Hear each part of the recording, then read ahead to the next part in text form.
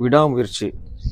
இது வந்து அஜித்குமாருக்கு அவருடைய கேரியரில் இது ரொம்ப ரொம்ப அற்புதமான படம். ஏன்னா வழக்கமா வந்து அஜித்துடைய பழைய படங்கள்லாம் பார்த்துருப்போம். அதில் வந்து ஒரு ஹீரோவை வந்து ஜாஸ்தியாக பில்டப் பண்ணி அந்த ஒரு தனிநபர ரொம்ப கொண்டாடி வழக்கமாக ரசிகர்களை மகிழ்விப்பதற்காக தனிநபர் வழிபாடு மாதிரியான விஷயங்கள் இருக்கும். பொதுவாக எல்லா படங்களும் அந்த மாதிரி தமிழில் நிறைய பார்க்கலாம். ஆனால் ஒரு முதிர்ச்சியான நடிகர் தனது முதிர்ச்சியான நடிப்பை வெளிப்படுத்துறதுக்கு இந்த மாதிரியான படங்கள் வந்து ரொம்ப தேவைப்படுது. ஒரு இயல்பான மனிதர் வந்து ஒரு சூழலில் எப்படி இருப்பாங்களோ அந்த மாதிரியான மனிதர்களை நம்ம வந்து திரையில் காணும் பொழுது அப்போ தான் அந்த நடிப்புடைய முழு அந்த டைமென்ஷனை நம்ம வந்து பார்க்க முடியும். அப்படி இந்த படத்தை பார்க்கும் பொழுது நிச்சயமாக அஜித்குமாருக்கு வந்து அவருடைய லைஃப் டைமில் இது ஒரு நல்ல படம். அவருடைய முதிர்ச்சியான நடிப்பை வெளிப்படுத்துறதுக்கு இது ஒரு அற்புதமான படமாக அவருக்கு அமைஞ்சிருக்கு.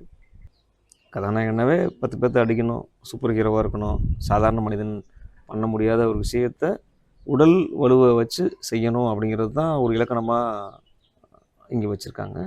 அதாவது ரொம்ப எளிமையாக சொல்லணுன்னாக்கா ஒரு மனிதனுடைய கேரக்டர், அதாவது அவருடைய குணாதிசயம், அவருடைய பண்பு, பேச்சு, நடவடிக்கை, செயல்பாடு, இதெல்லாம் தான் வந்து ஒரு மிகச்சிறந்த ஒரு ஆளுமையாக நம்ம எடுத்துக்கொள்ள முடியும். அந்த மாதிரி இருக்கிற விஷயங்களை தான் வந்து நம்ம ரசிக்க முடியும். ஒரு சாதாரண மனிதன் வந்து போய் 10 பேர்த்தெல்லாம் அடிக்கிறது அப்படிங்கிறது வந்து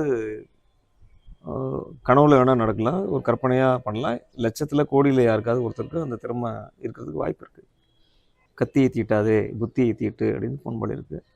அதற்கு ஏற்ற மாதிரி ஒரு மனிதன் ஒரு சந்தர்ப்பத்தில் ஒரு சூழலில் எப்படி நடந்துக்கணுமோ அந்த மாதிரி ஸ்மார்ட்டாக சிந்தனை செய்து அந்த சூழலிருந்து தன்னை காப்பாற்றிக்கொள்ள முடியும் அப்படிங்கிறது தான் நம்ம வந்து வாழ்வியல் பாடமாக நம்ம சொல்லணும். இந்த படத்தில் அதெல்லாம் கைகூடி வந்திருக்கு. மகிழ் திருமேனி இயக்குனர் வந்து அந்த விஷயங்களெல்லாம் கொஞ்சம் சரியாக பண்ணியிருக்காரு. வழக்கமான சினிமா மாதிரி கடைசியில் ஒரு 10, 15, 20 நிமிடங்கள் வந்து வழக்கமான சண்டை காட்சிகள் இருந்தால் கூட படத்தின் பெரும்பான்மையான பகுதி வந்து ஒரு இயல்பான மனிதன் அந்த சூழலில் எப்படி இருக்க முடியுமோ அப்படியான ஒரு கதாபாத்திரத்தை அவர் வடிவமைச்சிருக்காரு. அது அஜித்குமார் மாதிரியான ஒரு முதிர்ச்சியான ஒரு நடிகருக்கு, நடிப்பை வெளிப்படுத்த முடியுன்ற ஒரு நடிகருக்கு ரொம்ப அற்புதமான ஒரு விஷயம்.